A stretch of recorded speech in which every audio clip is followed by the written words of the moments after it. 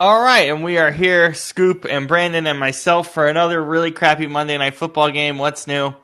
How are you guys doing? Yep. Good to see you all as always. Yeah, not bad, not bad. Listen, we knew it was crappy. We said it'd be crappy since the schedule came out. When we've gone over this every week. What else is new? Crappy football is crappy football. It doesn't get Yeah. any better. Scoop, what did you want to open the show with? Because it's probably way more interesting than what I had to Yeah, open so I just on want to tonight. apologize yesterday. I don't remember if I was on air or if I did it in the show chat, but I just want to apologize. I made was probably an over the line comparison where I likened Kevin Patullo to a Muppet Baby, and I just want to apologize for that. That wasn't on the show. That was over the line. That was disrespectful. The Muppet Babies did not deserve that slight, and they did not deserve to catch that stray. And I just want to apologize to the Muppet Babies. That's not you. I wasn't expecting that. Okay.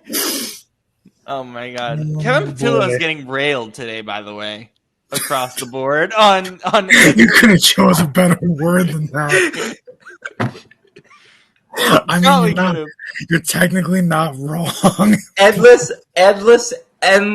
scope of the English language to use, and that's what you go with. I don't know. I mean, let's be honest. Look at what's happening with all the Eagles fans. I've never seen. I mean, that would explain why he doesn't care about winning games. God, we suffered through. And yes, I apologize. I maybe could have used a better word, but I don't know what other word to use. It's been that bad.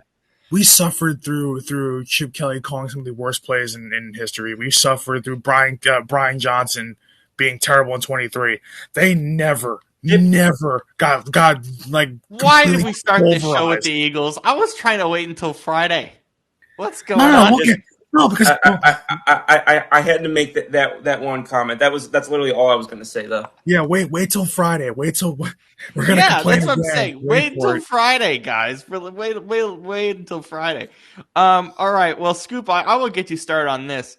How similar are these quarterbacks than they are different tonight? Panthers and 49ers, between Purdy and Young. They seem more similar than they seem different.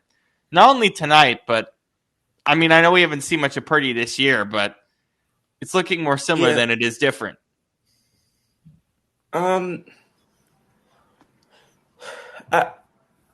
think it's hard to say similar versus different. I mean, they're having similar lack of production, but I think just inherently the expectation. I know that they gave Purdy the money that they gave him, but inherently the expectation, I think, for Bryce Young was always going to be higher than it was for Purdy because of where he was drafted. And so even though I think the expectations obviously for Purdy went up with the contract that he got and after he started making a bit of a name for himself, I still think he always was able to be bailed out by the fact of like, oh, he was the last pick in the draft. Oh, he was this, that, or the other. And that on top of the fact that, obviously Shanahan has this reputation as the quarterback whisperer and blah, blah, blah. So, and also gets the benefit from the last name Shanahan. So that automatically is going to give him three more feet of rope than anybody else would get. But here's the issue. Here's the issue here, and there's a lot of issues, but the issue that I'm going to start focusing on is this: Bryce Young obviously got drafted to the Panthers first overall. The Panthers are getting drafted to the Panthers in the last 3 or 4 years is about one of the worst situations you can get drafted to as a quarterback. May I supplement that for a second? Go ahead. I don't think any of these issues with Bryce Young is on Dave Canales, at least from a play calling perspective. I wasn't blaming Dave Canales. I know, but I'm just saying. I think a lot of people will look at this and go on Canales when I really don't think because that's the easy and lazy way to do it. That's because when there's when nuances is missing in action, as it typically is within football fan discourse. and football media discourse that they're going to automatically go to one of four people. It's going to go to the quarterback, the coach, the GM, or the owner. And that's just the easy chain of command to look at. But the fact that, first and foremost, Dave Tepper quickly developed a reputation as one of the most trigger finger and least patient owners in the NFL. So you add that to the fact that they didn't have a stable winning foundation to begin with, or anything remotely resembling one. So you have that where it's like, it's one thing to be, Steinbrennerian when you have a, some semblance of a not even a culture, but some semblance of a system that is remotely producing results. The Panthers have had nothing of the sort. The Panthers, the last 15 years, their success was Cam Newton. That is it. Minus that second stint, which was ugly. Well, that's why I said, obviously it was a much different scenario when he went to New England. But so that was, they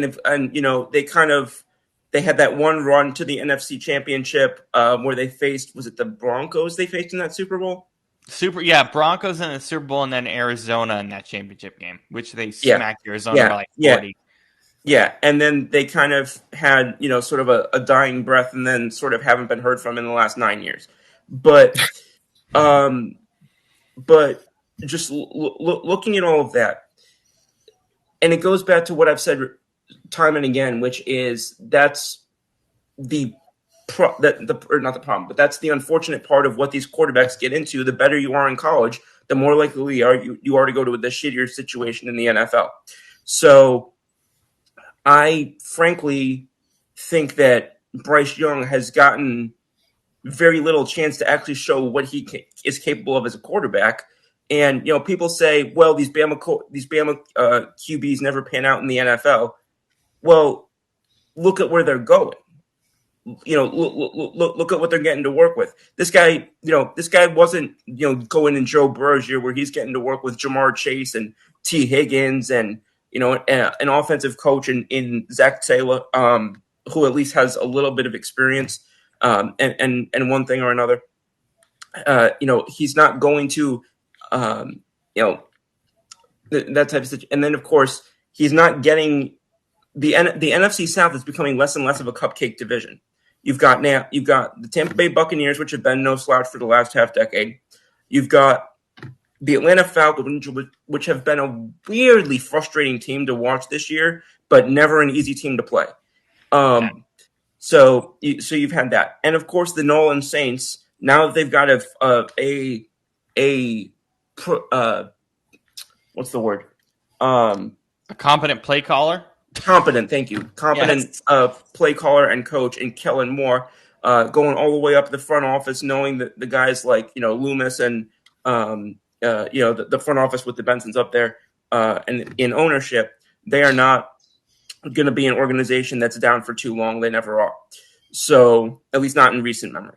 So with all that being said, I think that while I agree that some of these things look similar, I think that the results looking similar doesn't mean that the situations themselves, when you look under the hood, I don't think the situations are really that comparable, because on one hand, I'm seeing a first overall pick look like this, and on the other hand, I'm looking at, I'm former Mr. Irrelevant, but at the same time, I can look at it on the flip side as well. Whereas this, this guy, in Brock Purdy is perhaps in one of the most enviable situations in the NFL for a young quarterback. And, Bryce Young was basically thrown into, a Michelin, 5-star restaurant with a, can of expired beans and told to, cook for food critics in a half hour. Brandon, I mean, you've talked about how much you're not a big fan of Purdy. I mean, we see, I think the thing with Purdy though is it is kind of he is the perfect quarterback for a Shanahan offense, but it's more when he gets the ball deep down the field, they just see a lot of those just erratic decision making, and it showed tonight overall.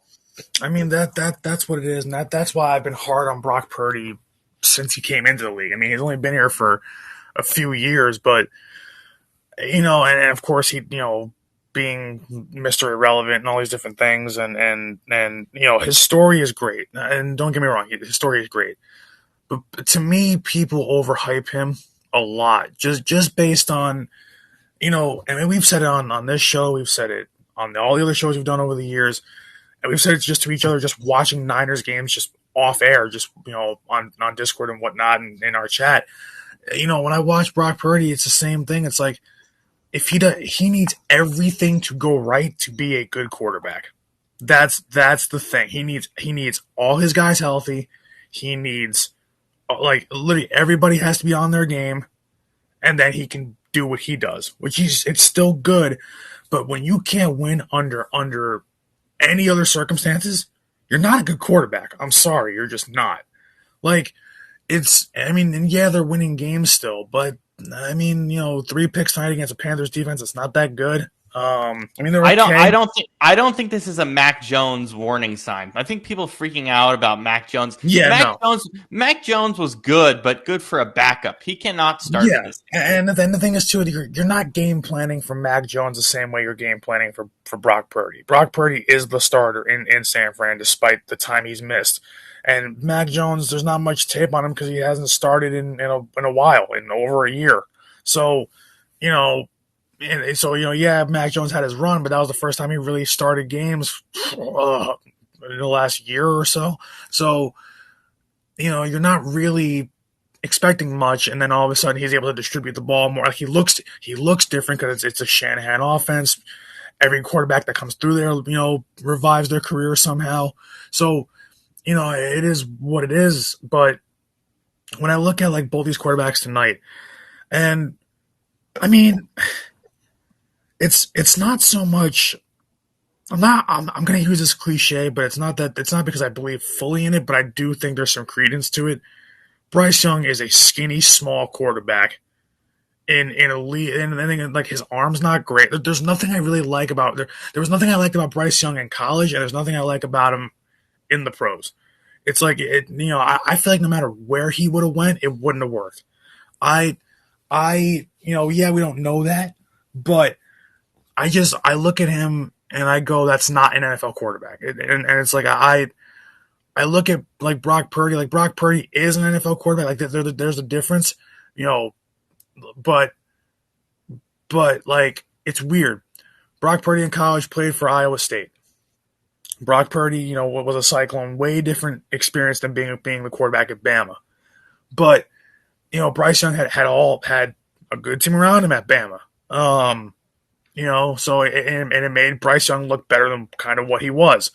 Now you get to the NFL, it's a whole different ballgame. Everybody's starting at zero. Everybody's you're going to really see, despite the situation, you're going to see what these quarterbacks are made of.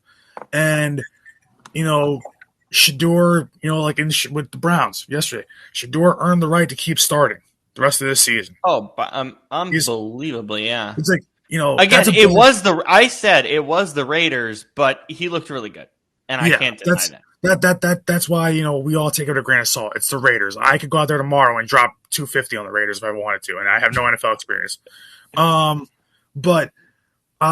But at the same time, you still gotta win the game. You still have to do your job, and he did that yesterday. So he's earned that chance. So and listen, the Browns are a bad situation. We all know that. So to me, it's a combination of a lot of things. It's what kind of front office and coaching staff do you have? Also, what are the players around you like? But also, what do you bring to the table? And Bryce Young to me, coming out of college, didn't bring a lot to the table. I thought he'd be okay. I thought he'd be a little bit better than this, but I didn't think he'd be like this. I mean, it's just, this is a guy that, for lack of a better word, the guy damn near can't see over the offensive line. He's skinny as all hell. That's another problem too. You can't be so skinny at quarterback. Every skinny quarterback that's coming to the NFL pretty much, I'm not saying skinny and tall because Tom Brady was one of those guys that was skinny and kind of lanky. But anybody who's skinny, it's one thing to be a small quarterback, like a Doug Flutie, like a Drew Brees, like those kinds of guys. But they were never skinny. Like, Bryce Young, it's like, you could just go like, and he falls down. Like, it's like, that's one thing that I didn't like. I'm like, this guy worries me because the next level, it's like, it scares me. Same thing with Jaden Daniels. When I said Jaden Daniels was one hit away from getting hurt, because he runs a lot and he's a very skinny quarterback. Sure enough, this year, all these hits and bumps he's taken have piled up. So, like, it's just Bryce Young just didn't look the part to me, and I think he didn't do enough to even show that he's worthy of playing the part of an NFL quarterback. Whereas, like, Brock Purdy, like I said, needs that kind of – he needs everything right around him. So it's both these quarterbacks tonight kind of just showed that they're really not that great, and that, I mean, Bryce Young gets a little leeway because it's the Niners defense. Robert Saleh knows what he's doing there, but Brock Purdy to throw 3 picks against the Panthers defense that isn't great is that's not good. I don't care if he's coming back from injury. You can't do that. And 2 of them are on him. The third one, J.C. Horn just read that like a book. And so it's like you just can't. I mean, listen, but that's the thing, is that this is what I expect from Brock Purdy going forward. If the Niners don't fix kind of, they've already let Debo go, obviously because he's with the Commanders, which isn't working out for either side. For the Niners, they lost a key player, and for the Commanders, there's no point. It's like they're bottom feeders. So Ayuk might be gone. Yeah, Ayuk might be gone. Kittle's is good, but Kittle's always hurt. So your only real, that offensive line's getting old, or Trent Williams, who knows, God knows how much time he's got left. They don't have what they used to have there to be like. Listen, they're 8-4, but anybody watching this knows that this is a 4-8 team in disguise. They are not an 8-4 football team, and it's there's only so much you can just pound CMC over and over and over again before it just becomes too much. So it's good for now, but it's a reason why they're still sitting at what I believe 3rd in the division. Yeah, and the Rams and Seahawks are, I think, running circles around them right now. Way better. Like, that division right there is a perfect example of like just in the NFL, there's so many teams with 7-8 wins that you look at and you go, okay, but how good are they really? Like, you look at a team like the Packers. How good are you really? Not so good. Detroit. We will talk about that in full. Same with Detroit on Friday. Like, that's going to be a huge test for both of those teams. Like right now, the only 7-8 or up win teams that I have confidence in are, I guess, it's not. I hate to say it, but it's not even Detroit and Philly. As much as that hurts me as an Eagles fan to say that, I hate. We all know what I hate about this team, that we all hate in Philadelphia. But but I think the Rams are good. I think Seattle's good, but they just need to keep Sam Darnold from seeing ghosts and having 10,000 pounds of pressure every game. Well, that's fun with one of the worst offensive lines in the league, and then Denver again. We just talk about the play calling. So like every team has. The thing is, even the good teams who have like I said, that 7 and up kind of win range right now.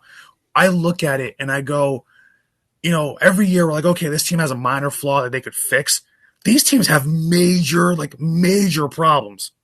Like Denver's got a play calling problem because their head coach for some reason Sean Payton's always had a complicated offensive system. Okay, wait, what's the Rams' problem right now? Is it the secondary? For the Rams, it's just the secondary. That secondary is still god awful. I don't care what anyone says. That front seven's doing all the work for the Rams. But that secondary is garbage. So not for nothing, but Matt Stafford can't really move if you get because a lot of these teams are just not getting pressure on Stafford. Really, if you can get pressure, on any quarterback, but especially Matt Stafford because he doesn't move, he's old. You can just take him down. So it's the one thing for them. Their line is still good, but yeah, for me, their biggest issue is actually it's 2 things for the Rams for me. It's not just the secondary. I would say it's Sean McVay's conservativeness in second half of games. I don't like that. He shuts it down kind of early in games, and he's lucky that they're playing a bunch of kind of crappier teams that they can't come back. So, that's what I worry about, is that they kind of shut it down early, much like Philly does. But Denver's got the play calling thing. Patriots, I'm like, that roster is just the Patriots are good right now, but they feel like fool's gold, at least this season. Now, this season having a great year. I'm not saying it to knock them, but they feel like fool's gold because that roster is just not good. They're good for what they need to be, but they're not good overall. Can I pause you really quick? There's a Yeah. difference between saying the Patriots are fool's gold than saying Drake May's fool's gold. Cam Newton. Yeah. Like, gross. I'm confused. What happened? Cam Newton, do you not see what Cam... Like, we can get to this really quick. Do you guys not... Scoop, did you see what Cam Newton said on First Take like a few weeks ago? Probably not. Okay, so Brandon said the Patriots are fool's gold mostly because of their roster. He essentially said... with. Yes, I think we all agree with. We saw it on Sunday. Cam Newton basically said on First Take that Drake May himself is fool's gold. And I was like, what are you watching, Cam? Well, And then I think Cam's also a fool, so yeah. Well, it gets better. This whole thing was so funny to me. It gets better. Then Drake May, he did a really good job. He got a question about what Cam said. He's like, I don't even know what show he is on, which was pretty funny. But also, okay, you know what? That part I actually remember hearing. Yes. He's like, I don't even know what show he's on. And then Stephen A. Smith, like the next day, goes on air and goes, we're the #1 morning show on ESPN. I'm like, #1, dude. The only reason I was seeing That's Good Sports and Tom Perna talk about this as well. And they were like, the only reason that the #1 morning show is First Take is because people just have it on in the background in the morning.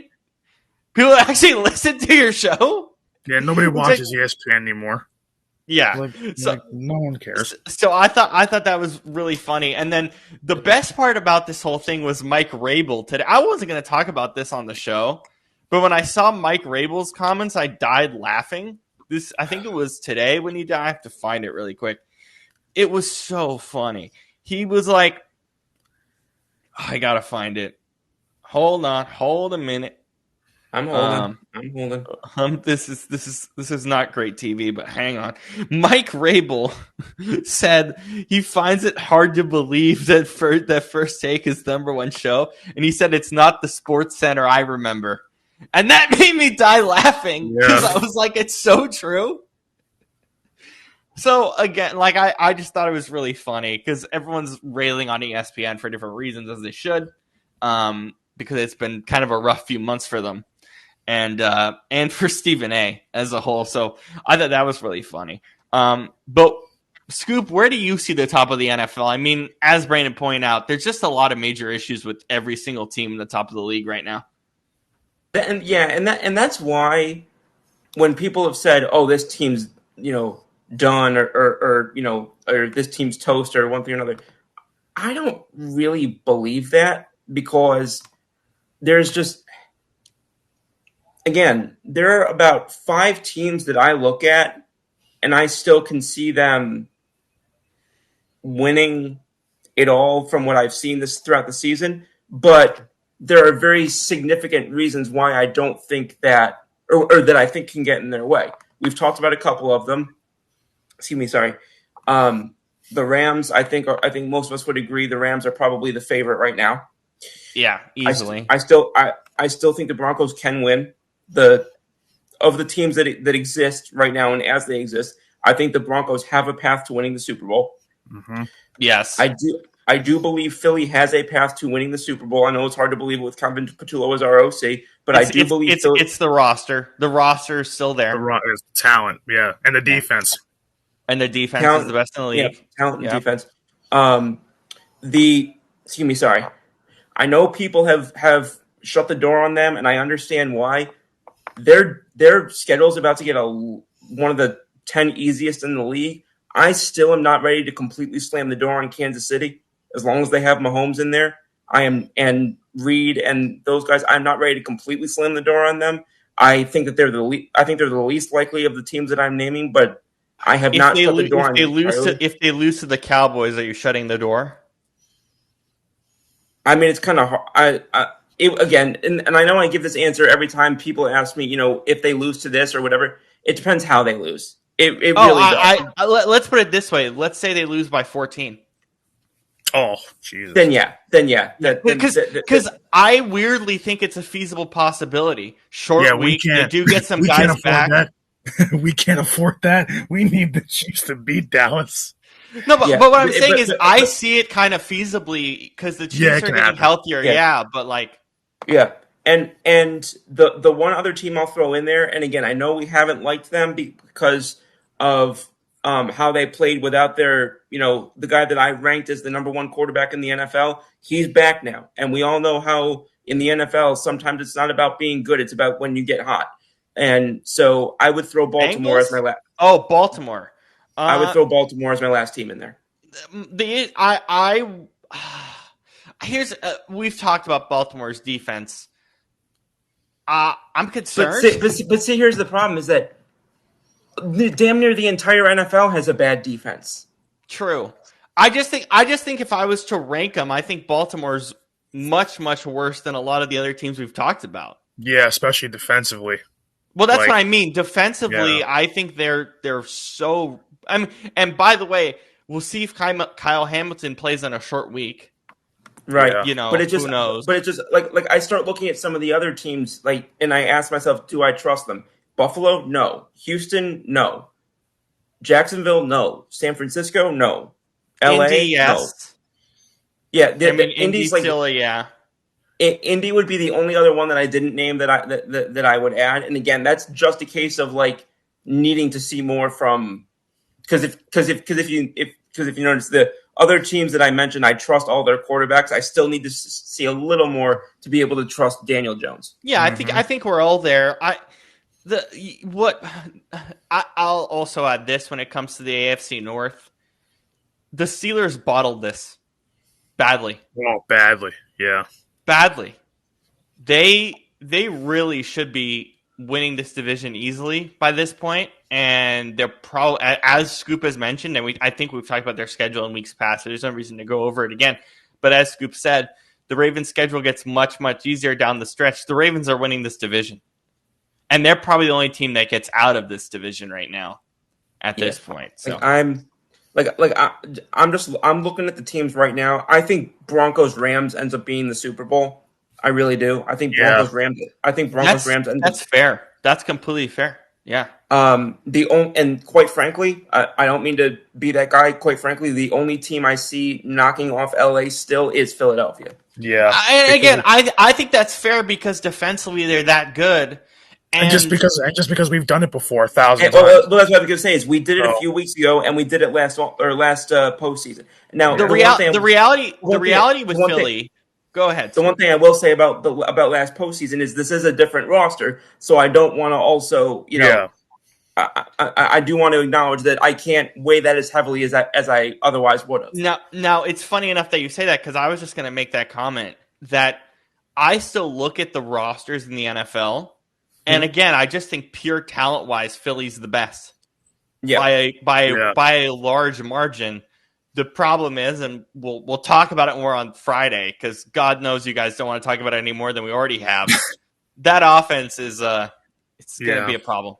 And if they lose to Chicago, as Scoop said, let me give the point. If they lose to Chicago badly, yeah, wheels are going to start falling off. Yeah, if they not already are. If you lose to Chicago and you lose to Chicago badly, right after the way I just saw them lose to Dallas, which is going to go down as one of the worst losses I've seen, I then rapidly, you've gone from, in my opinion, the odds-on favorite to be the number one seed to I question whether you're able to win a playoff game. Yeah, and that's kind of what, I don't know how explicitly we said this on the show about Philly, but I think you lose to Chicago, and again, you lose badly.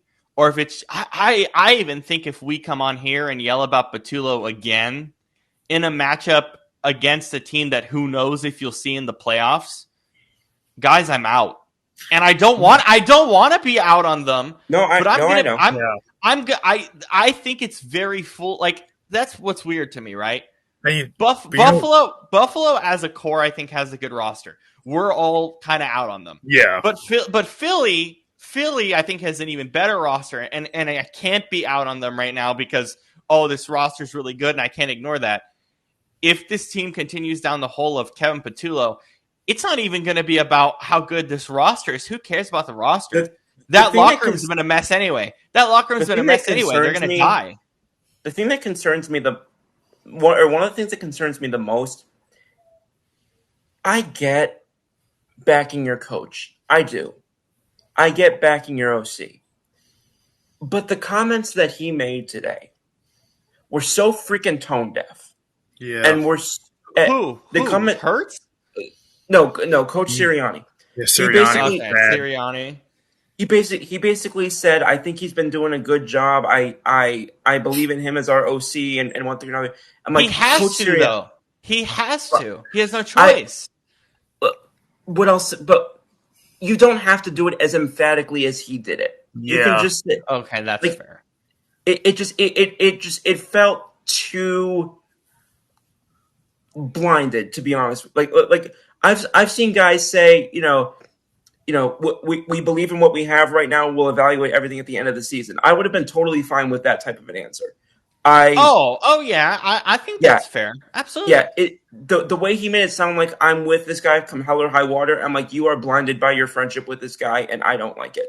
This is exactly Brandon. I said this to you. This reminds me way too much of the Press Taylor situation that ended up getting Doug Peterson fired. Yeah. Oh yeah. I have my issues with Doug Peterson at the end of that Eagles run. You should have started Jalen Hurts, and you made me lose in my fantasy league. I'm never going to get over that. Okay. Anyway, but again, and here's the thing. Like so this is something we haven't kind of touched on. We can touch on it more on Friday. I don't want to get into it too deep here, but I think the locker room issues with AJ Brown actually is because of Kevin Patullo. It is. I think it's 100% on Patullo and on Sirianni.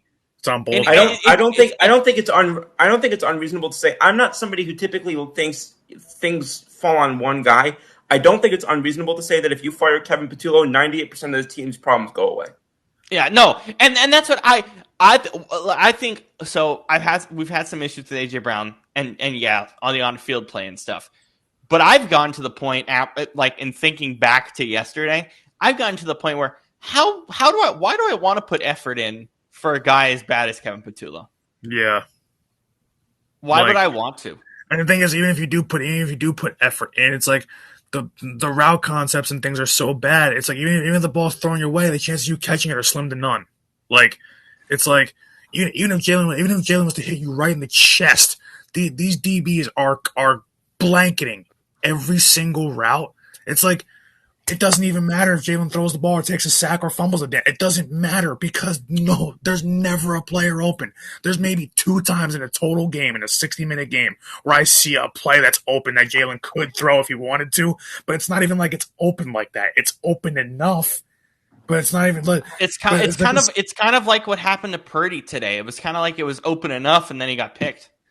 But yeah, like it's like in this league, when we say wide open, we're all thinking, oh yeah, there's nobody within 5-10 yards of the guy. But wide open in the NFL is like, oh yeah, there's 2. Like they were showing that play against Dallas, where the 3rd and 2, and I hate. Oh Jesus! I hate. I mean, we'll talk about it on Friday if these problems continue, which they probably will. Yeah. We will talk about it more thoroughly on Friday because I'm positive you guys are going to probably blow a gasket regardless. But I keep going back to that 3rd and 2 because of just how bad the play design was and the play call and the personnel in the damn game was at that point.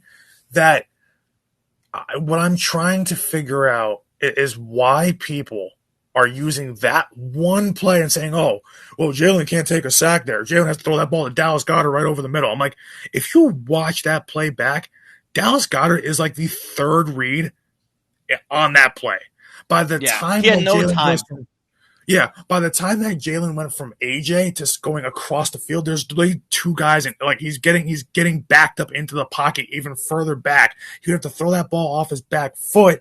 And mind you, that even though Dallas Goedert looks open on that play, I promise you, that's not open. Yeah. That's not open because that linebacker, whoever that was, right on his back, that throw is either getting knocked down or it's getting something's going to drop, something like that's going to happen. It was not. It's like I don't care that Jalen took the sack there. It's the wrong play call. You put in Will Shipley over Saquon and Tank Bigsby, and you ran a play that even if you had to run a pass play like we said yesterday, even though you had to run a pass play. Why was there nothing under? Why are you running it out of shotgun? Why are you telling Jalen to drop back? Why are you telling him to throw 12 yards to pick up 2? It makes no sense. All right, let's get to this more on Friday, which I'm sure is going to be ugly. We have some show history this weekend, which is kind of fun. Scoop is going to the Browns game. Going to give us some live thoughts on Shedeur Sanders. And I know, Scoop, you told us after the show you actually want to talk about it yesterday. Honestly, I'm kind of glad we decided to talk about it today because Shedeur is going to start on the game you're going to. Yeah. Who are they playing again on Sunday? San Francisco. And I as soon as I found out about it, I group texted my family that we're all going with to the game. Yikes.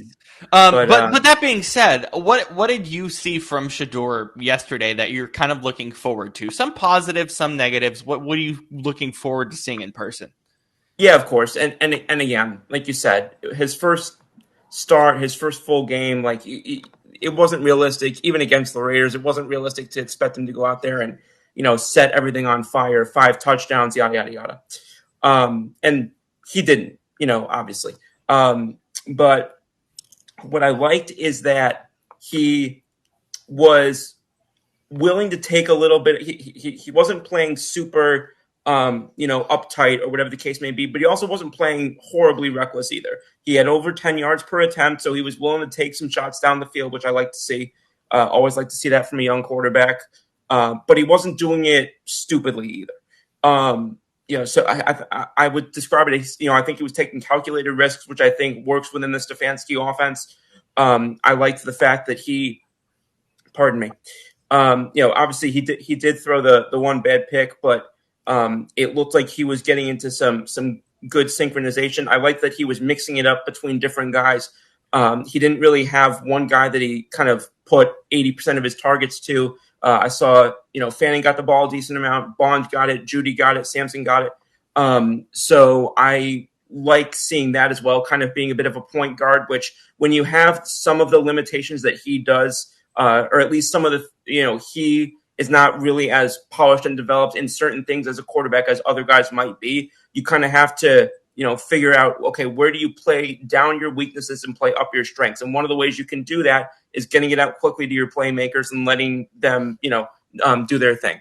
And I thought that he, in terms of mixing up where the ball went, I thought he did a good job on that. I think that I think going into a game against San Francisco, which obviously, we talk about Saleh and that defense and everything that kind of they've pulled together this season. But I also will say this: teams can score on San Francisco. When you look at, I know that the Panthers obviously didn't, but teams for better part of the season have been scoring in the 20s against San Francisco. And that is enough to win when you have a defense like Cleveland does.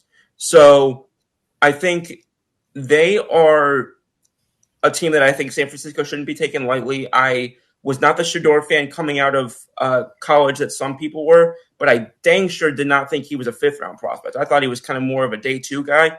But him falling to the 5th round, even if I wasn't a Shedeur fan, which I really wasn't, it's just good value to pick him up once you get to, 144th overall or something. So I think that was worthwhile. And of course, now it buys them some time with Dylan Gabriel to make sure they don't rush him back after what he, dealt with in the previous game. Yeah.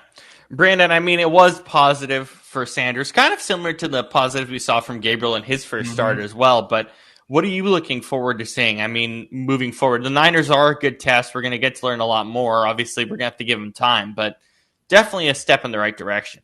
Yeah, and I mean, was it pretty? No, only completing 55% of his passes, but and threw a pick. But you saw a lot of positives, just like in Gabriel's first game. You saw a lot of positives to grow on. Like they need to hit on one of these rookie quarterbacks.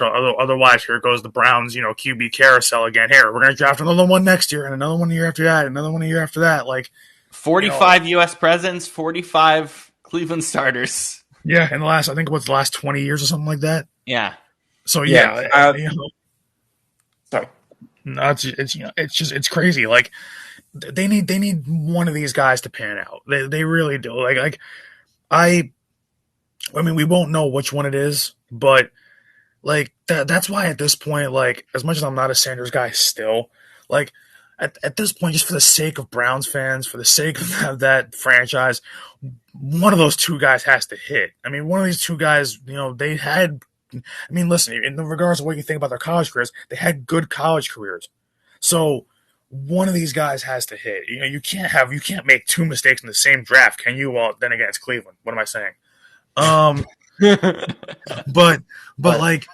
But it's true though. Like one of these guys has to end up playing well, and if Sanders has another good game, like I'm not saying he has to win this game. You're not against the Niners. You're just not.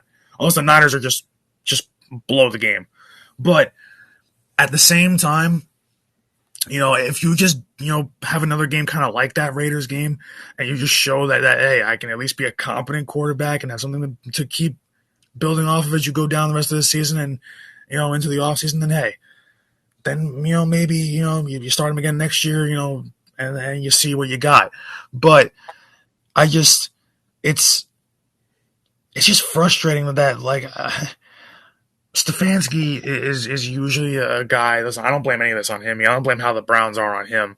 But I'm just like thinking about it, and I'm like, how can no quarterback like that he's really ever had developing on that team develop well enough to be a long-term solution at starter? And I'm not saying that to be good, just a long-term solution that can be at least serviceable. Like these guys are so bad when they're in Cleveland, and it's like I don't know. It just seems like the whole thing's a dumpster fire. The players just suck. The front office sucks. Like I want one of these guys to do well, and Shador did play well against the Raiders, well enough. But but then what's going to happen when DG does come back healthy? Is there going to be a QB battle again? Like, are they like? I'm thinking they're going to go into the off season, which is a full off season. Both of them are going to train and things like that. I think we're actually going to go into next season with a QB battle, and it's just going to be who. No, continue, Brandon. No, I was just going to say it's just going to be who stating the obvious, who's going to perform better in this QB battle, and because we don't know yet. It's one start for Shador, so we just don't know. We don't know about either of these guys still because neither of them were the starter at start of the season. So it's not like you're getting DG to start the season this year, and he's played 10 games, and then it's bad, and then you pivot to Shador. It's like DG started 2 or 3 games, and then or maybe. And it was bad. Yeah. It was bad, but like that roster is. But the roster is awful. Yeah, but it's not good anyway. So it's like everybody's ready to crown Shador the starter after one game. Like yeah, you had one decent game, not good game, decent one. So I'm like, can we hold off on that? Like, we're going to have a QB battle, it feels like, going into the offseason. That's just, it is what it is. Like, these guys are both just got drafted. They're both going to have, a full season under their belt, and both have playing time under their belt. So you're going to, whoever wins that, so that's why it's too early to judge. You're going to have a QB battle next year, and it's going, and all through camp, and whoever comes out number one, that's who's starting. So it's just, I don't want to say anything yet because even if he looks bad against the Niners, I still don't think DG is going to get another start because you can't keep going back and forth this late in the season. So this is Shador's team the rest of the way. So yeah. And if he shows something, he will start. I will say something that sounds very Browns-like, and I just had that thought. Sorry for interrupting, Brandon, but I had a very Browns thought. What if the Browns draft a third quarterback? What if the Browns take a quarterback in this draft? Is it out of the realm of possibility? No. No, because of their record, because how bad they are. But Scoop, is that possible that they just, I mean, especially if they fire Stefanski, which would be stupid anyway, there could be a coach saying, hey, we have a top pick, let's go get another quarterback. It's entirely possible. Now, what I will say is that the luster on this quarterback draft has seemed to have fallen off significantly over the course of this college football season. So I think the likelihood of that, on top of the fact that they have drafted the two guys this year that they did, I think if you ask me my not prediction, but if you asked me to put a classification on how likely I thought it was, significantly less likely than I would have thought at the beginning of the season. But again, it's there are plenty of people, not just in Cleveland. There are plenty of people who believe you keep drafting quarterbacks until you get it. And so I wouldn't in any way entirely rule it out. But I think that it comes a point where if you really believe that you've gotten the guy, then at some point you have to start investing in the guy that you've already taken. Yeah, especially after 1 year. All right, anything else on this? Yeah, so I just want to add because you mentioned the history side of things. I don't know if didn't hear it mentioned already, so I'll mention it. This was the first Browns QB to win his debut since 1995. And not only is it significant because that's a long time, but that was a different Cleveland Browns. That was the Cleveland Browns that would relocate the following year to Baltimore and become the Baltimore Ravens. And the Browns would go defunct for 3 years before they were reactivated in '99 as a new team that would be considered an expansion team, even though the Browns' identity was left in Cleveland. So that was they did make some history of their own since this was the first time that happened since the team that was ultimately ripped out of Cleveland by Art Modell to Baltimore back in what would happen in '96. So just wanted to mention that as well for anybody who's a football history nerd like myself, but also just from the vantage point of, I mean, obviously you guys know I've talked about it repeatedly. My Browns fan grandfather, I've grown up learning a lot of that history. I probably have more Browns history stuff than any other Eagles fan that any of y'all would know. Than any Eagles fan in the world, probably. And as you guys mentioned, we're going to honor him at the game against the 49ers this weekend. So, just it is kind of cool that the last quarterback he got to see drafted is going to be doing the start for this game. So, hoping even more obviously now for a Cleveland win. Yeah, well, it's going to be fun to kind of hear thoughts on both teams in person. We haven't had that on the show yet, so that's going to be very fun. Mm-hmm. We are doing a special Lines of the Week because we are not here on Thursday for Thanksgiving. Obviously, we'll be here on Friday. We'll do the Lines of the Week for Sunday. But we're going to do the 4 games on Thanksgiving and Black Friday. Have you guys seen the Eagles line yet? I've seen the line. Yeah, I've seen the line. I saw it a few hours ago. I'm gonna have Scoop guess it. Bears Eagles. You got to remind me. Is this at Soldier or at Link? No, it's at Philly. It's Link. It's in Philly. Eagles minus 5.5. -7. Okay, which I don't like because of everything that's gone on with Kevin Petula. I think really this should be Eagles like -3.5. Yeah, but minus 3.5. I think is a little bit less than, but yeah, I see why 7 would be a lot of points. Yeah, I don't love it. I would take the Bears there if I was a I guess they're just banking on Caleb Williams being crap and throwing a couple picks. Well, also keep in mind this defense takes the ball away, and you can bait Caleb into some picks and some turnovers. I will say just the last thing I'll say about this before we talk about it on Friday is, they need help though in the secondary. Bad, they're all hurt. Makuba's done. And right now we have to watch Sidney Brown play football. That's going to kill me. So, all right, the Thanksgiving games. Our first one on Fox to open the day. Packers Lions. Guess the line. This is going to be a great game. This is the one game I'm actually the most excited for on Sunday. Or on Thursday. Thanksgiving, my bad. It's in Detroit, obviously. well, yeah. You guys would know. I just think the Packers are not that special. I mean, and Detroit scares me a little bit. And it's a division game. You know what? I'll say Detroit minus 3.5.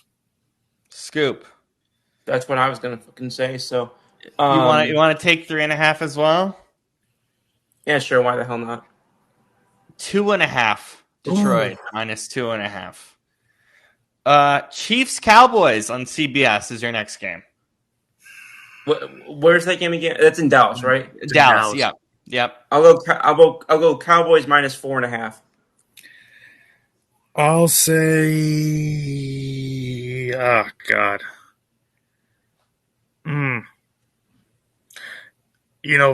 Vegas is putting a lot of stock into that win over Indy. Even though Indy more so shot themselves in the foot than the Chiefs actually winning that game. Yeah.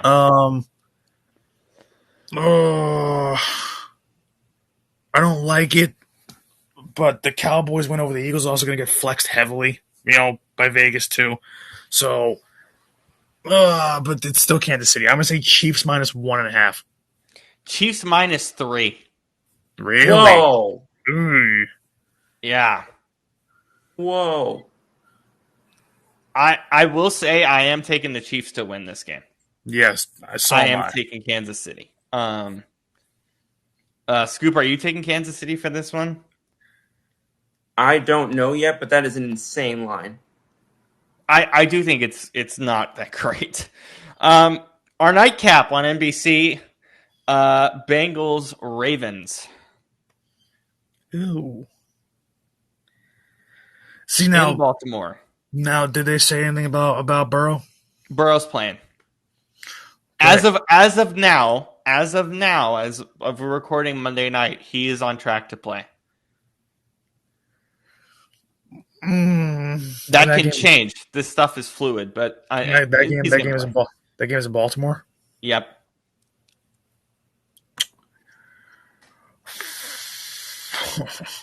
I'll go Ravens minus 4. I'm gonna say just division game. Burrow's back. Both defenses are terrible. Burrow usually beats Lamar Jackson. But this isn't gonna be the shootout. I think people think that it usually is. It's not the same circumstances. I'm gonna say Ravens minus 2.5. By the way, Burrow's back from a turf toe, so it's gonna be slow pickings here early. Ravens minus 7. Wow. Well, that's way too high. Here's why I like it. This Bengals defense is awful. Yeah, it is historically awful. They both are really bad. Yes, but here's the thing. They are, but it's another level. The Ravens are here, and the Bengals are like not even. They're that bad.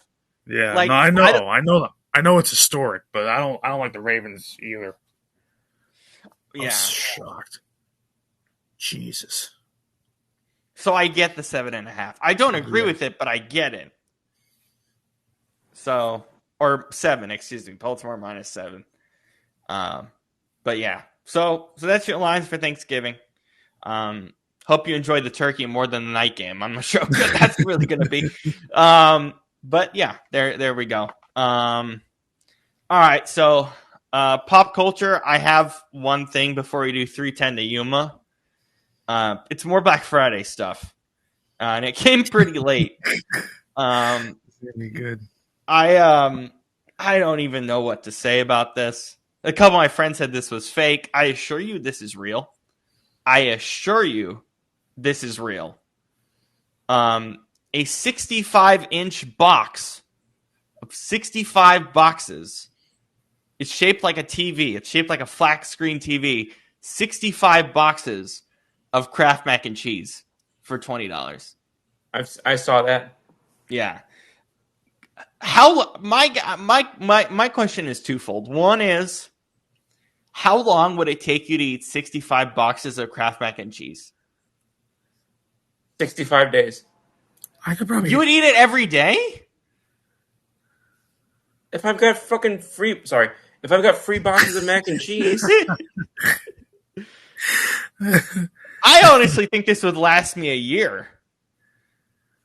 And yeah, no. No, I wouldn't last it. It depends how much you really love mac and cheese. If you love that, like if you love that enough to buy that, you're gonna eat it often. I'd be honest, $20 is not bad. I don't think I would buy it, but it's not bad. It's probably going to sell it really quickly. Mm. It's not bad. But also, I think it'd be funny to prank people and come home and like, hey, honey, I bought a TV, and they open the box and it's just a bunch of boxes of Kraft mac and cheese. I think that would be amazing. Here's my second thing. I've tried to cook like Kraft or Kraft adjacent mac and cheese. I'll be honest. What in the world is Kraft adjacent mac and cheese? There's other companies that make like Kraft mac and cheese, but it's not Kraft. Are you talking like Aldi's type shit? Kind of like all Okay. these. Like I don't know how to cook it properly. This is gonna sound really stupid, but it's just so gooey and like, ugh. It's not mac and cheese. Like, The one that I can't stand is the Velveeta. yeah, I hear that. That's- It's just not it's not healthy mac and cheese. Let's just put it that way. No, I just well, don't know how to cook no. it properly because it's not healthy. Like, I can make mac and cheese, but I'd rather just make it on my own. Yeah, I got you. Is there anything else on this? I mean, I don't even know how to talk about that really. Hey I- Google, play "Only in America" by Brooks and Dunn. I was waiting. I hope the song didn't come on. Or we'd Yeah, be that's what I was copyrighted. waiting for. Yeah. No, We would. no, I was no. My phone's dead. No, I was just saying that because I was like, literally, I can't think of another country that would do that. Oh, by far. Also, the fact that this is called the best thing ever or the best Black Friday deal ever is insane. Who's calling it that? That's Kraft's marketing for this thing. It's called the best thing ever. Of course, Kraft is saying that. Well, Kraft's never going to say we're offering a mediocre deal on mac and cheese. I mean, yeah, you're not wrong. Yeah. Oh my god. All right, well, it's time for us to do 310 to Yuma. So, Scoop, we will bid you adieu, my friend. Yeah. Excuse me. Since I'm not going to be able to watch the movie, does it make a difference? Yeah, I mean, you could stay and listen to it if you want. That's totally Yeah, fine. I'm curious. Okay, so I will give you guys Scoop synopsis or thoughts on this movie. Here's what he sent me. By the way, he's at a party celebrating his high school football team. Congrats on a great season for them. So that's why he isn't here today. So here are his thoughts. First are the pros. Really strong performances from Bale, Crow, and Ben Foster. Great tension and pacing for the most part.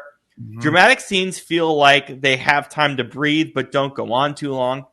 Cool father-son storyline with Dan trying to retake his dignity. Wade and Dan's dynamic is super interesting. I love how a simple setup turns into a psychological battle. The world feels real. You can see how dry and dusty it is. Chaotic, dangerous, very lived in. Here are his cons. The beginning and end are way too rushed. Not great when the first and last images of the film are a bit jarring. The ending feels totally random and unearned. It does not feel it lines up with the characters we've been spending the whole film building, and there was no build up to the sudden switch from him at all. B+. Brandon, what do you say to that?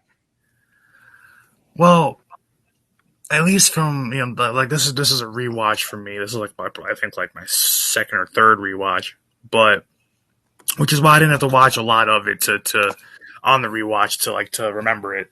I kind of watched half of it, and I was like, okay, yeah, I remember this, and I know what's going on. Um, Mhm. I mean, for me, anytime I mean, as everyone knows, I'm a fan of I'm a fan of Christian Bale. I love everything he does. American Psycho, Batman, The Machinist, any movie like that. Russell Crowe, Gladiator. I love a lot of things that Russell Crowe does. Even his newer movies are just really psychological, and I like that. He's a good psychological, like a good kind of, I guess, just playing, really convincing an audience that he is the character he's playing kind of actor.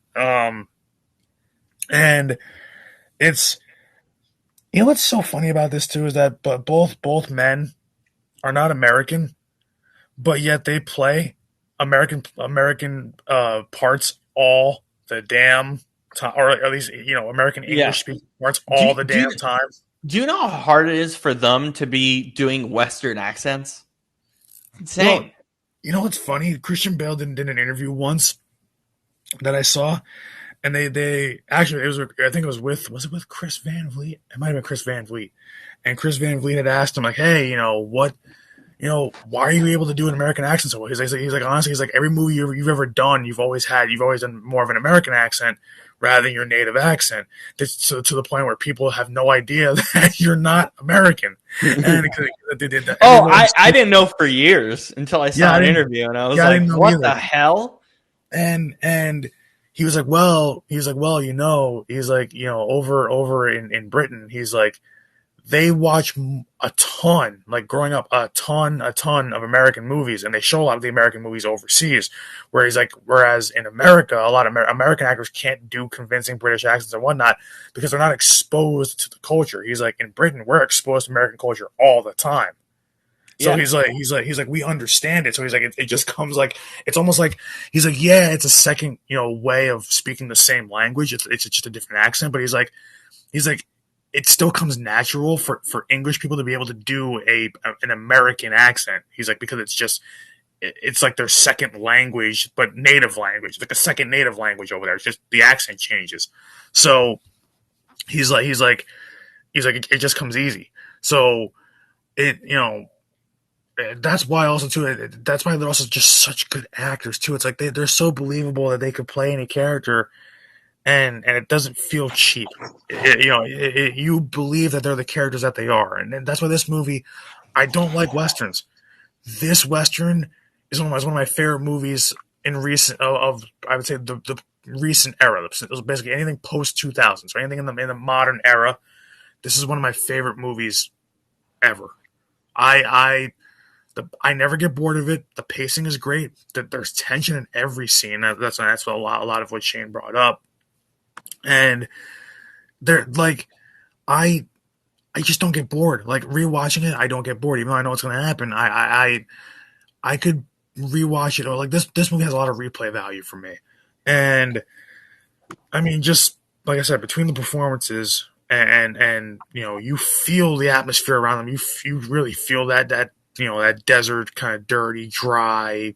All these different things, kind of climate. You feel like you're not watching a movie. You actually feel like these are actually people from this era, and it's just really it's really well done. I mean, you know, the gunfighting scenes are good. The sound design I think is great, and it's accurate to what an old school western sounded like. It has that very western feel. So yeah, for like it's not trying to be a modern western movie. It's trying to be modern in terms of like obviously the it was a more modern western, but it recalls the best of the old school westerns and kind of puts it into one movie.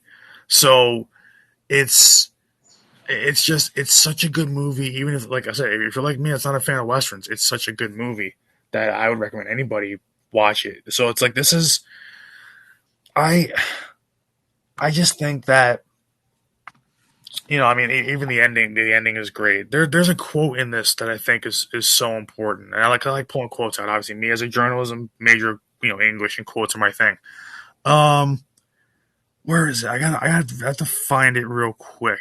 But um, it says it. Where is Do you it? want me to go while you wait to Yeah, find the quote? yeah. Okay, Go ahead. so I this so here's I've encountered a problem with how I watch westerns. I've encountered a massive problem. Red Dead Redemption 2. It ruins westerns for me. It actually has. Because that game is so good, and the way they portray westerns it's so good. Same with the first Red Dead Redemption, more the second one. That I'm just when I watch like this movie, I'm like, oh, this is basically Red Dead Redemption. I'm like, this is great. No, it's very similar, and it's not very similar. It's similar, but it causes a lot of problems for me when I watch westerns. So it's like comparing any western movie to Red Dead is just not fair. Just not a fair comparison in any way, shape, or form. But this is also I think one of the last westerns we did at a previous employer was like a spaghetti western, right? Wasn't it like this really long spaghetti? I don't even remember the name of it. I wish Shane was here to help. Yeah. We did the good, the bad, and the ugly. The good, the bad, the ugly. Yeah, like a just massively overlong, bloated movie. I didn't like it at the end because I was like, oh, this is dragging. This is such a drag. And the opposite happened for me here. I wish it was 30 minutes longer. 2 hours and 2 minutes was way too short. Because the beginning, it just skips over so much. I'm like, what's happening? Why is there a decoy coach? I had to ask Shane, like, what's up with this coach? What is going on here? It just speeds too much into the action. And I just was like, what the hell? And then Shane's also right about the ending. The ending really doesn't feel that it feels good, but it really doesn't feel earned. I don't know. The only thing why I somewhat feel like it's earned is because he says I escaped a bunch of times. But if someone told me that they escaped a bunch of times, why would I even do it? I mean, he's just doing it for the money at that point. I mean, he is in general. But it's like, oh, that's not enough. It's just not enough. Like a throwaway line isn't enough. And the rest of it is phenomenal. Everything in between is great. But what I really wanted was give me like maybe 15 more minutes on why is this guy broke? What happened? What's the story between him and the guy he owns money to? Nothing. Yeah, literally nothing. Literally nothing. I'm like, that would have made this movie so much better if we just had a little more backstory. Because realistically, you don't feel that much for the characters, minus the fact that they're really good in their performances. Yeah. Otherwise, the actual script doesn't give it a lot of room, which sucks because I feel like if you give me 15 more minutes, if you give me 10 more minutes in the end, more, this is going to sound really weird, more dialogue about the Bible would have helped. That sounds so weird. But if you actually think about the movie, I'm just like, give me more reasons as to why the ending is actually occurring. So it's like a 7 for me. It's still really good. I can see that. The front half and the back half are way too jumbled because there's not enough. There's not enough backstory. There's not enough ending to give me the reasons that, like, I was thinking, oh man, I might grade this higher, but like the beginning and end kind of feel salty. And then once I heard what Shane said, I was like, oh my God, yeah, I'm not the only person who feels that way.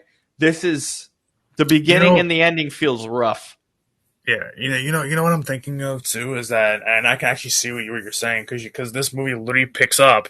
Well, to use a literary term and a Latin term, this movie picks up in medias res. It's basically in the middle of the action. It just it doesn't. You get right about to when I got to the really good like action pieces. I was like, what the hell is going on here? What is actually happening? The setup just doesn't hit. It doesn't hit. Yeah. I had to search it up on Wikipedia and go, what the hell was this first 30 minutes? It's just bloated nonsense. Yeah, because you're not understanding how all these characters relate to each other. That's kind of what they don't. They don't. Yeah. They just get jumbled in. Yeah, like and honestly, after in that first half hour, you that's one thing I will say too that I understand is that in the first half hour you're getting hit with so many characters in the first half hour, and it's like so many characters and environments. We're outside. We're in the saloon. We're in the guy's house. We're in the sheriff's department. Why are we at all these places? Yeah. It just jumps between them. Yeah. Let's have whiskey and let's have our villain randomly seduce another woman for no reason that has no bearing on the plot. Why is that there? That seems like a filler scene. Like they're trying to fill some sort of time. The only reason that scene makes sense is because he's complimenting about the woman, or his wife with the green eyes. The woman thing never comes up again. It's wasteful. It's just like, but that's kind of where I can kind of see, like, that's where I see like you and Shane making that point, because when you think about it, right? Like that's why I said that they're taking parts of the good westerns that came before it, and I feel like they're just putting it into a big pot into this movie, where it's like, okay, you've got the upstanding, citizen, good guy, poor farmer, like, but hero. You've got, of course, a bunch of pretty much, innocent women, innocent children, that pop up in these westerns. You've got a lot of, and of course the main bad guy, the main, quote unquote cowboy is all the same, stereotypes of every other, and his group, yeah, and then the group that follows him. And then the group that follows the main guy because they have to protect him to get him to this train. It's all the same stereotypes. It's all hey, here's a womanizing, gunslinging cowboy, bad guy. We know what side of the law he walks on. Like, and then the womanizing part makes zero sense. Yeah, it's just a wasteful scene. Yeah, like, and then the other thing is they randomly talk about, oh, come across the border with me. No mention of Mexico other than those first 30 minutes. Yeah. Almost none. Yeah. Like, it's very weird. But the way, here's how I put it. The first half of this movie is like playing the side missions in Red Dead, and then the middle is playing the story, and then the ending is just kind of like another random ass side. It's kind of like the kid in the first Red Dead Redemption. The ending is just the kid's story. And you feel for the kid because you know about the kid at that point, and you learn more about him in the second game. But still, that's kind of how I would describe it for someone who's never seen the movie. It's Red Dead side mission, main one, the kid ending of the first one. Done. Basically, what I will say is that this movie, because the performances are so good, but that's kind of why I'm willing to kind of overlook these things, is just because the performances are so good and believable. That's why I give it a 7. If this didn't have good performances, it's like a 5.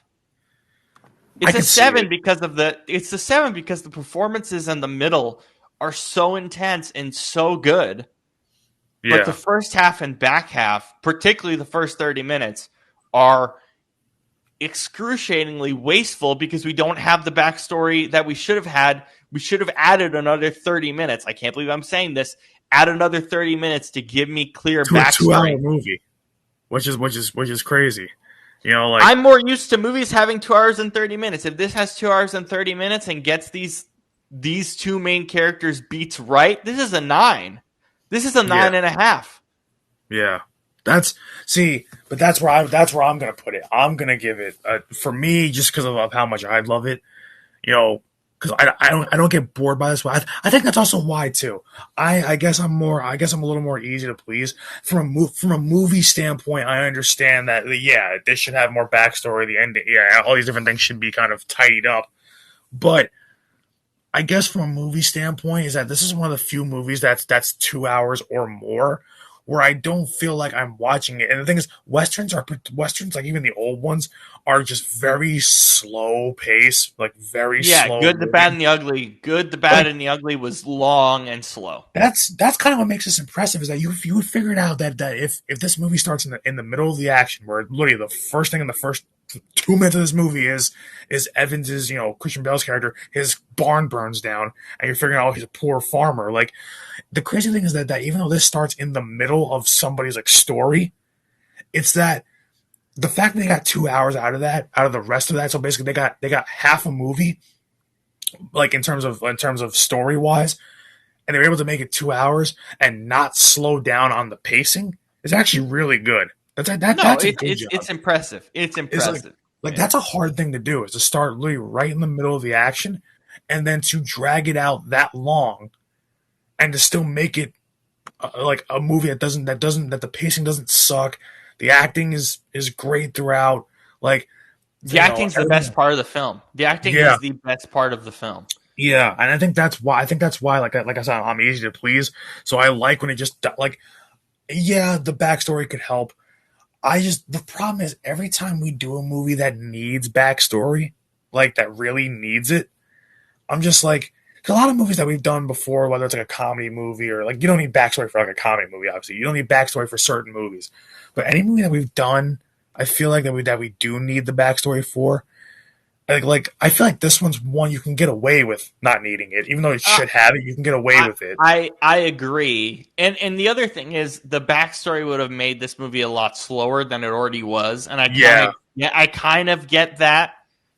But yeah, that's yeah, this is one of those movies that, like, compared to the spaghetti westerns of old, where they're like 3 hours, 3.5, and yeah, this is also part of why I'm so weird because in terms of movies, because I remember I started watching movies around like COVID. I am very used to a 2.5, 3 hour movie. I am one of those rare people. Shane hates those stuff. Shane hates 3 hour movies. Most people hate 3 hour movies. I'm gonna go see Avatar, and it's 3 hours and 12 minutes. I'm like, great, yes, perfect. Like I'm just one of those people where I look at 2 hours and I think it's short. It's just not normal, but I do. I yeah, think 2 hours is actually short for a movie, and I'll be yeah, honest, 2 hours is the correct length for a movie in 99% of cases. yeah, But this yeah, needed to be two yeah. hours and a half. Because to me, there's so many movies throughout history where I'm like, you don't need to go over 2.5. Like, to me, once you go over, in my opinion, once you go over, I would say about 220. That's where I'm like, okay, let's go, like, move it along. So You know, like, Avatar won't work for you. like I like the first one, but I can't watch it all the way through. I just Avatar to me, I know everybody loves it, but Avatar to me just does not have enough replay. Like it to me, there's no replay value Oh, on it. oh, I oh! keep watching it. I will say, Avatar is a movie that I only like because I can go see it in 3D. Otherwise, it's not really worth it. It's really not. It's Oh my really god! not worth it. Well, Anyway, this is not an Avatar discussion, but that being said, it Could does have bring fooled up the me. point that being said, it does bring up the point about the importance of a 2 hour runtime. yeah. 210, 215. Oh, It does matter. I found that quote that I was going to reference Yes, please go. this this quote stuck out to me, and it's my favorite quote in the movie because it's you got to realize that obviously with the character of Dan Evans, with Christian Bale's character, that being a dirt poor farmer, especially a lot of them were back in the day, and a lot of farmers nowadays are still living off the land, and they're they're poor and trying to make it happen. And this is also the time where you've got massive drought. So there I love the quote that he says to his wife after they bring after they basically have arrested Ben Wade, and they're keeping him pretty much stationed at the house overnight to before they transport him the next morning. So they walk away from the dinner table pretty much, and everybody else is keeping an eye on him. And his wife Alice, they end up talking in the room, and he basically said because she's telling him that he's kind of being foolish and taking part in like escorting this man pretty much to prison. The most dangerous man in probably the whole county, or Yeah, however especially big. it's just she's like basically what are you crazy like you know like you can still back out of this, like you don't have to do this. And the best thing that he says, and it's like that it's like a whole like you know 20-30 second quote, and I love it. He says, if I don't go, we got to pack up and leave, and God knows where, without a prayer, dirt poor. Now I'm tired, Alice. I'm tired of watching my boys go hungry. I'm tired of the way they look at me. I'm tired of the way that you don't. I've been standing on one leg for 3 damn years, waiting for God to do me a favor, and he ain't listening. By the way, And that's right after they do a prayer at the yeah, dinner table, which makes it a lot more powerful. yeah, and it's not just true for just that situation, but when you are desperate like that for things to change, and a lot of people go through that same emotion of God doesn't hear me. God's not listening to me. Like, it's, you know, hoping for something to change.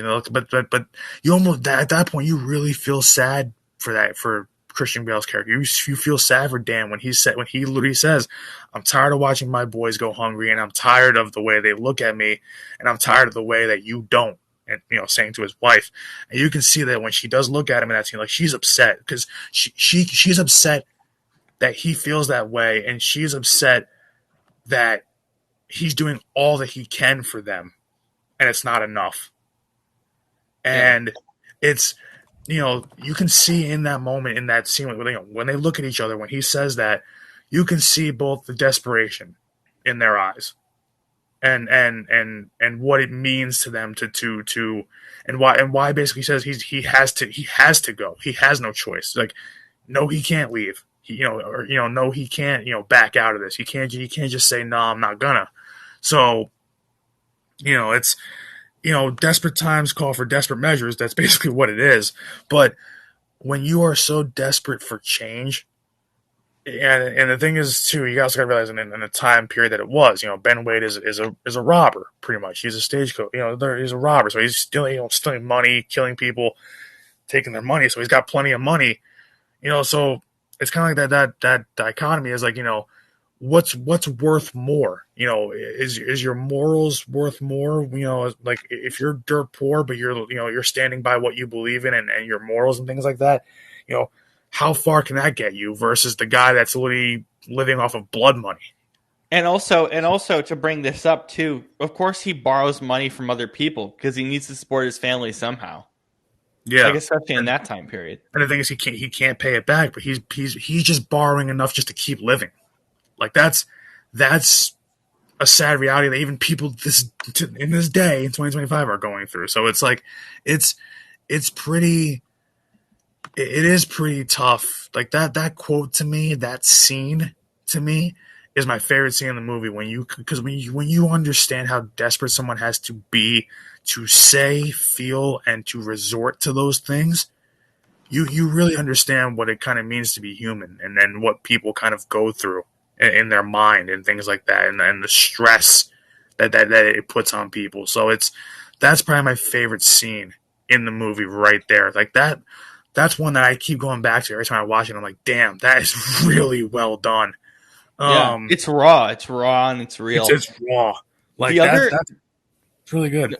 The other thing I will say, which makes this movie what it is, and honestly, this is a lot of like the sheriff troopers group at the time, at least how we view it. Just horrible, just bad at controlling one of the worst criminals ever. Yeah. In this world, like just bad, just dumb. Which again is part of the movie, so I'm not going to knock it. It's more of a positive than it's a negative. But I think about it more. I'm like, wow, they didn't control this guy well at all. No, yeah. They only angered him more. But what's your overall rating? Yeah, I guess for me, just because I kind of just love how quick everything is for a 2 hour, because a lot of 2 hour movies to me just have bad pacing. This is like one of the rare 2 hour movies to me that has really good pacing. So just because I love the acting. Like I always say in movies, I love the acting. Like when we do movie reviews, this is different. This is different. This is genuinely like this one is one of my favorite acted movies ever. Please tell me they got some Oscar acting nominations for this. I don't think at the time. I don't know if they did. I think. I don't think they did either. Well, it also depends what day this came out. This was an August release, so maybe a little bit late. Okay, so it says here. Yeah, it says here the film received 2 Academy Award nominations for the 80th Academy Awards. Marco Beltrami was nominated for Best Original Score, and Paul Massey, David Gianmarco, and Jim Stubbe were nominated for Best Sound Mixing. The film also received a nomination for Best Cast at the 14th Screen Actors Guild Awards. I'm so surprised there was no Best Actor, Best Supporting Actor. But the fact there's no individual awards for Bale and for Crow in this movie are insane. That's pretty wild. Yeah, This is the 80th Academy Awards. I should look at what or where like who else was nominated for those. But either way, that's still pretty bad yeah, to not have nominations. It goes to show you how bad the Academy is at actually picking good best films. actor. Yeah, best actor winner that year was Daniel Day Lewis, Okay, for and what? best and that was for There Will Be Blood. Okay, makes sense. Which, yeah, I've heard about that movie. That's actually a really good movie. But in that same category, this is wow. This is a very weird list for that. This is a weird list. So Daniel Day Lewis and There Will Be Blood. He was the winner. George Clooney and Michael Clayton. Don't know anything about that. Yeah, neither do I. I think I've heard about it in passing, but that's about it. Um, Johnny Depp for his role as Sweeney Todd. That's interesting. Um, Tommy Lee Jones in the Valley of Elah. Never heard of it. It goes Um, to show you how bad the Academy is because this is the movie that you should remember most for compared to a lot of those. and also Viggo Mortensen in Eastern Promises. I never heard of that one either. This is Um, really interesting. So 310 to Yuma was originally slated, this is on Wikipedia, for an October 5th, 2007 release. But Lionsgate moved it a month earlier to September 7th to compete with Western films No Country for Old Men and The Assassination of Jesse James. As a result, the studio was not able to use the Toronto International Film Festival as a platform, but it was released before a cluster of films vying for similar awards. According to the Lionsgate president at the time, Tom Olenberg, I think he's still there now. Is he still there? At I believe no. He's somewhere else now. He's what is this? He's at Barnacliff, which I don't know much about. Here's what he said. In what's shaping up to be a very impressive and crowded field of upscale commercial motion pictures this fall, we wanted to be one of the first ones out so everything gets measured against us. And it led to a prominent Blu-ray and DVD run because it was so early. And then they did the same thing for Crash in 2004, which ended up winning Best Picture that year. But yeah, that's kind of interesting. Good gamesmanship there, even though it didn't fully work out by Lionsgate. yeah, yeah. And I mean, even for the supporting roles, well, the supporting winner was Javier Bardem. That makes sense. He's a good actor. Yeah. And he won because of No Country for Old Men, obviously, Okay, makes sense. because that was the movie of 2007. That was the movie of the year. So it kind of makes sense. But a lot of these movies, like in these other categories, I've never heard of. Like, never heard of. Welcome to the Oscars. I'm not like I'm looking through the list. I've never heard any of these movies. Yeah, I can't believe. Yeah, and it's crazy that it didn't even win Best Music. Because the score was good in this movie. Oh, it was amazing. And the sound mixing. Yeah, because like I said, I've never heard gunshots so real in a movie too. And Especially, Best Picture was Old Country for No Country for Old Men, excuse me, which I agree with, honestly, considering the time. wow, But yeah, there's like nothing here. It's crazy. I never heard of so many of these movies. wait till we get to this year's Oscars, guys. Oh, Jesus. Oh.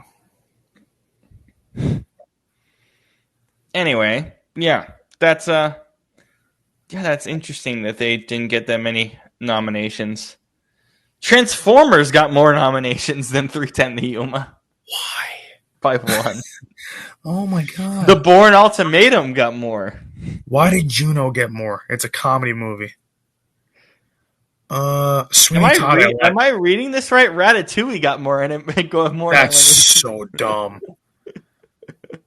Oh my god. 5 nominations. I mean, I guess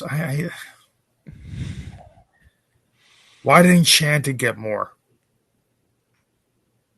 I don't know. Like, oh my god. How does 310 to Yuma and American Gangster which, by the way, are both Russell Crowe movies. Why the hell does that only get 2 nominations? Russell Crowe's a great actor. Why does he keep getting screwed for stuff? Like, what is going on? American Gangster is a good movie too. We didn't do that for the show, did we? I don't think so. American Gangster is a real damn good movie. I mean, it's a long one, but it is a good movie. So yeah, that's a 2.5 hour movie. That one you would like, Rob. American Gangster is good. Thank God he won Best Actor for Gladiator. Thank God. But why? Why is it only that one? He should have at least one more. Maybe, yeah. I mean, yeah, Gladiator, duh. It's like one of the best movies I've ever seen in my life. But Yeah. It's amazing. I don't know, man. Still haven't seen the second one. I need to. Well, I kind of know why. I kind of know why for best lead actor, of course, Christian Bale gets kind of like cast aside in this too, because this is literally right in the heart of his Batman franchise. This is right in the middle of that. Yeah, that's true. So it's because Batman Begins was 05 and then yeah, and then Dark Knight was 08. Yep. All right, so yeah. So yeah, well, that's sad to hear. But yeah, otherwise, again, I still give it a 7. Well, you what did you give it again? No, I mean, for me, like I said, for all the reasons I said, for me, I will actually give this a 9. This is a 9 for me. Completely fair. Yeah, I think it's fair. I think it's completely fair. So this is going to be top on your list at the end of the year. I think you said it's probably going to end top 3, depending on what we have coming up. It's going to be. Yeah, I firmly believe that it's going to be. Because I love this movie. When Shane put on the list and said we're going to do it, I was like, can't wait for that week. Love it. Well, can't wait for that week. Got haltered thanks to Kevin Patullo, but this was the movie was my saving grace this week. Well, a couple other things, but this movie was my saving grace this week. Thank God. I don't know what movie we're doing next week, so we'll keep you updated. We will also keep you updated on when we are recording on Black Friday. We're still debating because it doesn't matter. We don't have to record that after the game because it's at freaking 3 p.m. Eastern due to Congress laws. Thanks, Congress. Thank you. Noon football game. Good job, guys. But so we don't know, but we will know. We'll let you guys know probably before the game what time we're actually recording. But for Scoop, Brandon, and myself, we'll see you on Friday, everybody. Have a nice Thanksgiving, everybody. Yeah. Take Have care, a great everybody. Thanksgiving, everyone. Peace out. Later.